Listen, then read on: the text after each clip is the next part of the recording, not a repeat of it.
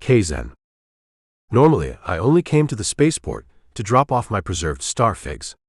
I had no use for life off Series 9 or the adventures and foibles of the greater galaxy. But today, the greater galaxy was coming to me.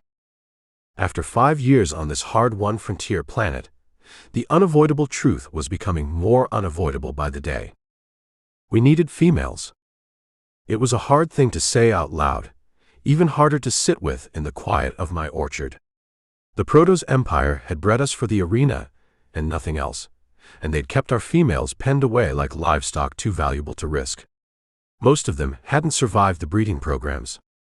By the time we tore ourselves free and seized the transport fleets, there were barely enough of our women left to count on 2 hands across the whole exodus.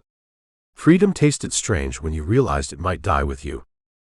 A planet of your own meant nothing if there was no one to fill it. So we had gone digging through old trade channels until Remen found Earth's alien matchmaking agency. Humans, he told us, were a species drowning in their own numbers, their cities too full, their work too cruel. Some of their females wanted out badly enough to cross the stars for it. A trade of a sort.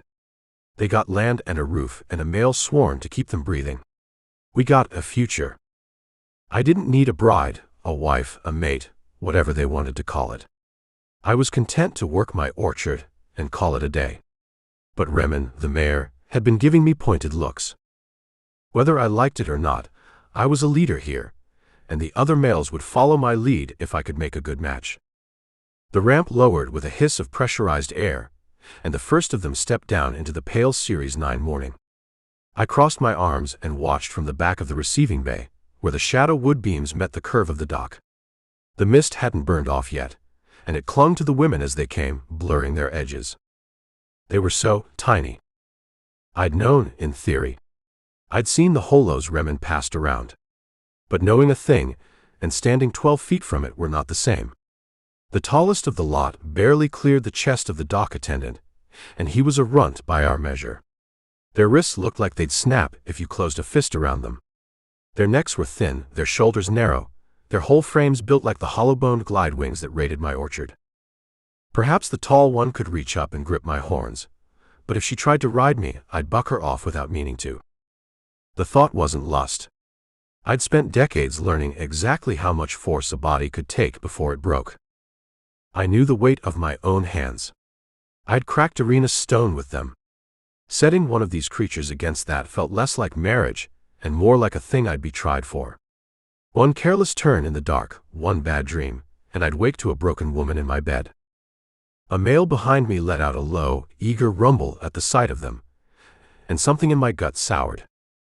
He didn't see the problem. He saw soft and warm and waiting. I saw all the ways soft things came apart in a Minotaur's hands. A scent washed over me and made my nose flare, the ring that hung from my nostrils blowing out and then clinking back against my lips for a moment. It cut through the recycled stink of the dock, through the sour tang of the engines and the cold mineral smell of the mist. Warm. Faintly sweet, the way the orchard got after rain, when the figs were just turning. Underneath it was something else, something that had no business pulling at me the way it did. My head turned before